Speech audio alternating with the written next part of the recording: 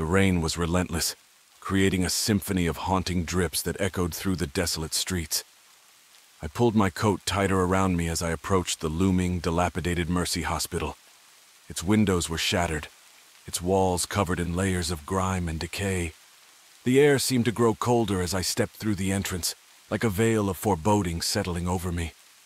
I had taken up the night shift as a last resort, desperate for any job that could help me get back on my feet. The hospital's reputation preceded it. The locals avoided it as if it were a cursed place. But desperation had a way of blinding me to the warnings, and so I found myself wandering its dimly lit corridors, my footsteps the only sound in the suffocating silence. The flickering overhead lights cast eerie, dancing shadows that seemed to whisper secrets I couldn't quite grasp. My heart raced as I approached room 307, the infamous wailing ward. It was rumored that the cries of 100 tormented souls still lingered within those walls, trapped between the realms of the living and the dead. Hesitantly, I turned the tarnished doorknob and entered. The room was shrouded in darkness, save for the feeble moonlight that filtered through the broken windows. The air was thick with a musty scent, tinged with a metallic undertone that sent shivers down my spine. As I ventured deeper into the room, a soft, distant whimper reached my ears. It was a sound so full of pain and despair that it felt like icy fingers tracing along my skin. The sound seemed to originate from the corner, where an old rusted wheelchair sat abandoned. My breath caught in my throat as I approached the wheelchair. The whimpering grew louder, building into agonizing sobs that seemed to seep from the very walls themselves. The wheelchair began to rock slowly, as if propelled by an invisible hand, each creaking motion jarring my nerves. Fear clawed at my chest, urging me to flee, but an inexplicable curiosity held me in place. The room seemed to pulse with a malevolent energy, urging me to acknowledge the pain that had festered here for so long. Trembling, I reached out a hand toward the rocking chair, and as if in response, the sobbing abruptly ceased. The room fell into a silence so profound that it seemed to echo in my ears.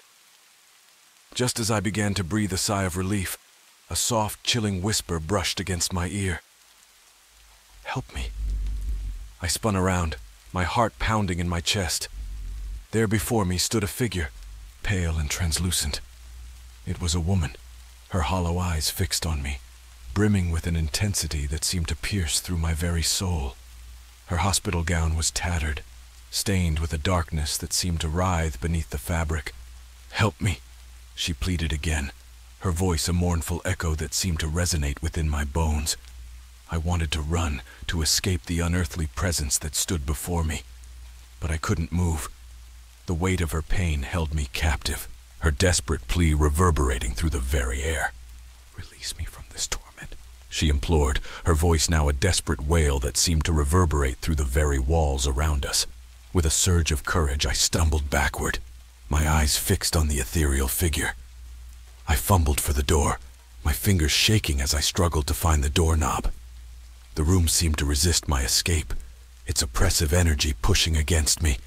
Finally, with a gasp, I burst through the doorway, slamming it shut behind me. The cries and whispers were muffled now, contained within the confines of room 307. I leaned against the wall, gasping for breath, my heart racing in my chest. As I stood in the corridor, a profound stillness had settled over the hospital once more. The weight of what I had encountered pressed upon me, leaving me shaken to my core. I knew that Mercy Hospital held secrets that were better left undisturbed, and I was just another unwitting witness to the darkness that lingered within its forsaken walls. The moon hung low in the sky as I approached the looming structure of St. Mary's Asylum, a place whispered about in hushed tones and dreaded by the locals. Determined to debunk the tales of supernatural occurrences, I had convinced myself that the legends were nothing more than products of overactive imaginations. Inside, the air was musty, laden with the scent of mildew and decay. My flashlight's beam wavered along the cracked walls, revealing old patient beds in various states of disrepair. The flickering light seemed to play tricks on my senses, casting elongated shadows that danced across the floor like specters. I wandered deeper into the asylum, my footsteps echoing through the empty corridors. A faint breeze rustled papers strewn across the ground, a haunting whisper that seemed to speak of the forgotten souls that had once inhabited these halls. Despite my skepticism, a shiver ran down my spine. As I turned a corner, the temperature seemed to plummet, and my breath misted in the cold air. The hallway before me was dimly lit, with flickering bulbs casting sporadic flashes of light.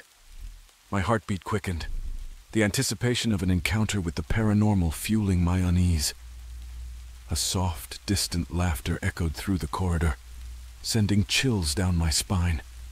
The laughter seemed to grow louder, morphing into a chorus of eerie giggles that resonated from all directions. I swallowed hard, my skepticism waning as fear took hold. From the shadows emerged a figure, a child, dressed in ragged clothing that seemed out of place in this decrepit setting. The child's eyes were wide and vacant, its laughter discordant and unsettling.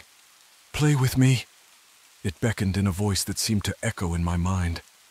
I stepped back, my heart pounding against my ribcage. This was impossible. My rational mind fought against the overwhelming fear, attempting to explain away the hallucination. But as I looked into those hollow eyes, doubt began to crumble. A cold, bony hand touched my shoulder, and I recoiled, stumbling backward. The child's grip tightened, its touch sending a wave of icy dread through me. The laughter grew louder, the sound warping into an agonized wail that reverberated through the walls.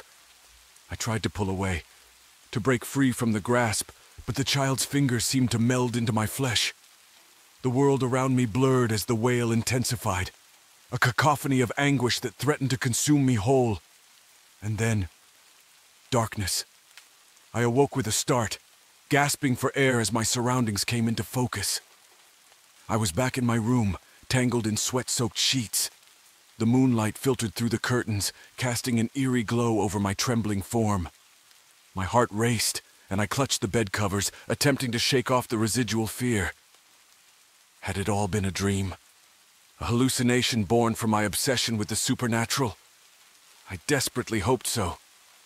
But as I lay there, my mind's eye still haunted by the vacant stare of the child and the chilling echoes of its cries, I couldn't shake the feeling that St. Mary's Asylum held secrets far more sinister than I had ever dared to believe. And as the dawn's light slowly crept into the room, I couldn't help but wonder if the darkness that had consumed me in that place still lingered, waiting for the next unsuspecting soul to fall prey to its haunting reverie.